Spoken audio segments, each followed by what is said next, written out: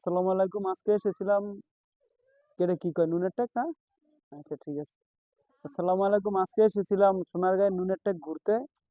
তো এখানে এসে একটা মাজার দেখতে পেলাম এবং এখানকার কথাবার্তাগুলো আমার খুবই ভালো লেগেছে। পরিবেশটা খুব ভালো। দেখুন, এখানে খুব সুন্দর করে লেখা আছে, মাজার শরীফে সেজদা দেওয়া কঠোরভাবে নিষিদ্ধ। যেটা এখনকার বেশিরভাগ মাজারগুলোতে হয়, কিন্তু এই মাজারটা সবচেয়ে ব্যতিক্রম। এখানে কঠোরভাবে নিষেধ করা হয়েছে যে এখানে কোনো সেজদা দেওয়া যাবে না। আরেকটা বিষয় এখানে লেখা আছে, সতর্কবাণী।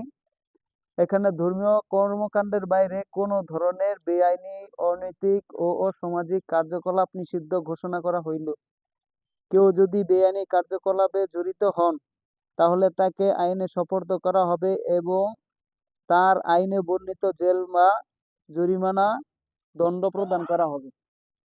এখন আসেন এটা নিয়ে একটু কথা বলি। এখন আমাদের বর্তমান সময়ে মাজারগুলোতে সবচেয়ে বেশি যেটা সমস্যা তা হচ্ছে মানুষ না জানার কারণে বিভিন্ন মাজারে গিয়ে সেজদা করে। কিন্তু এই মাজারটা আমি দেখলাম, মানে আমাদের এই অঞ্চলের ভিতরে সবচেয়ে ভালো একটা ফ্রেশ মাজার। এখানে আপনারা আসতে পারেন। মাজারে যাওয়াটা কিন্তু কোনো নিষেধ না, কোনো আলেমে নিষেধ করে না। কিন্তু সমস্যা হচ্ছে সেখানে গিয়ে মানুষ না জানা ধর্মকে ভালো করে না জানার কারণে সেখানে গিয়ে সেজদা করে, যা শিরকের পর্যায়ে পৌঁছে যায়। এই কারণে মানুষ অনেক এই সেরেকে জড়িয়ে পড়ার কারণে আলেমরা বেশিরভাগ সময় না করে যে আপনারা মাজারে যাবেন না।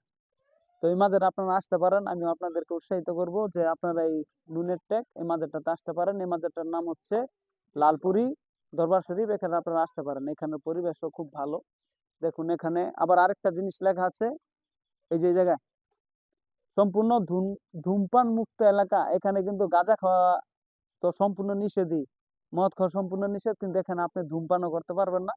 তো কতখানি সচেতন হলে এখানকার কমিটি এরকম কথাগুলো লিখতে পারে, তা মানে বোঝা যায় যে এখানে যিনি শুয়ে আছে এবং এখানকার যারা সভাপতিত্ব করে, যারা এখানকার কমিটি আছে, তারা সবাই সচেতন এবং ধর্মপরায়ণ। তো এই বলে আপনাদেরকে আমি বিদায় নিচ্ছি এবং এখানে আপনারা সবাই আসতে পারেন। এই নুনের টেক লালপুরি মাজারে আপনাদের সবাইকে আমন্ত্রণ।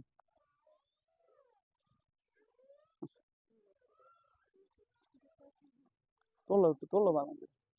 এই যে দেখেন, মাজারের পরিবেশটা খুব সুন্দর, খুবই পরিবেশ ভালো।